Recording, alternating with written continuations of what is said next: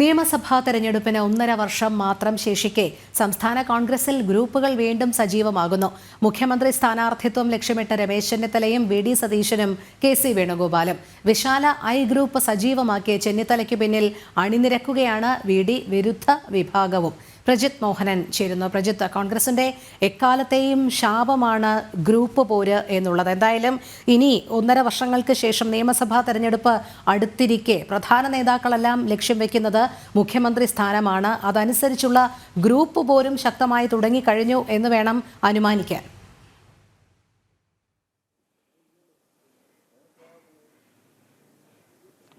ഈ പുനഃസംഘടനാ ചർച്ചകൾ തുടങ്ങിയതിന് പിന്നാലെ കോൺഗ്രസിൽ വലിയ രീതിയിലുള്ള ചേരിപ്പോര് രൂക്ഷമായിരുന്നു. ഇതിന് പിന്നാലെയാണ് ഇപ്പോൾ ഈ ഗ്രൂപ്പ് രാഷ്ട്രീയവും സംസ്ഥാന കോൺഗ്രസിൽ പിടിമുറുക്കുന്നതെന്ന് പറയാം. പ്രതിപക്ഷ നേതാവ് വി.ഡി. സതീശന് തന്നെയാണ് നിലവിൽ കോൺഗ്രസിൽ സംഘടനാ ബലമുള്ളത്. പഴയ എ ഗ്രൂപ്പ് നോമിനികളായ ഷാഫി പറമ്പിൽ, രാഹുൽ മാങ്കൂട്ടത്തിൽ തുടങ്ങിയവരുടെ നേതൃത്വത്തിൽ യൂത്ത് കോൺഗ്രസ് നേതൃത്വവും വി.ഡി. സതീശന് പിന്നിൽ അണിനിരക്കുന്നുണ്ട്. അതോടൊപ്പം തന്നെ ലീഗിന് താല്പര്യമുണ്ടെന്നതും വി.ഡി. സതീശനൊപ്പം നിൽക്കാൻ നേതാക്കളെ പ്രേരിപ്പിക്കുന്നു. എന്നാൽ വി.ഡി. സതീശനും യുവനേതാക്കളും ചേർന്ന് പാർട്ടി പിടിക്കാൻ നടത്തുന്ന ശ്രമങ്ങളിൽ അതൃപ്തരായിട്ടുള്ള ഒരു വിഭാഗം വി.ഡി. വിരുദ്ധരായ മുതിർന്ന നേതാക്കളാണ് രമേശ് ചെന്നിത്തലയെ പോലെയുള്ള നേതാവിനെ പിന്തുണച്ച് രംഗത്ത് വരുന്നത്.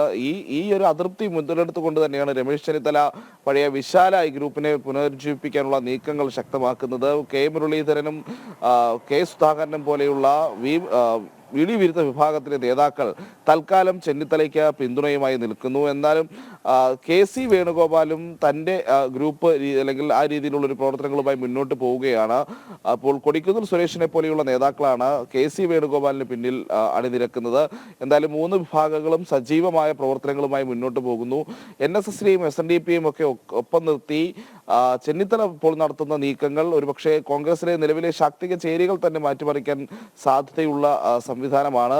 അതോടൊപ്പം പരമാവധി നേതാക്കളെയും യുവ നേതാക്കളെയും ഒപ്പം നിർത്തി ഘടകകക്ഷികളുടെയും പിന്തുണ ആർജിച്ച് ബാക്കിയെല്ലാം ഹൈക്കമാൻഡിന് വിടുക എന്നുള്ളതാണ് തൽക്കാലം വി.ഡി. സതീശൻ സ്വീകരിക്കുന്ന ഒരു നിലപാട് എന്നുള്ളത്. കെ.സി. വേണുഗോപാലിനും ഇപ്പോൾ ദേശീയ നേതൃത്വത്തെ കൊണ്ട് തന്നെ സ്വന്തം പേര് സംസ്ഥാനത്തെ മുഖ്യമന്ത്രി സ്ഥാനാർത്ഥിത്വത്തിനൊക്കെ മുന്നോട്ട് വെപ്പിക്കാനുള്ള കരുത്ത് കെ.സി. വേണുഗോപാലിനുണ്ട്. അങ്ങനെ പൂർണ്ണമായും ഒരു ഗ്രൂപ്പ് രാഷ്ട്രീയത്തിലേക്ക് കോൺഗ്രസ് തിരിച്ചു പോവുകയാണ് എന്നുള്ളത് ഈ ഘട്ടത്തിൽ നമുക്ക് പറയാൻ കഴിയും.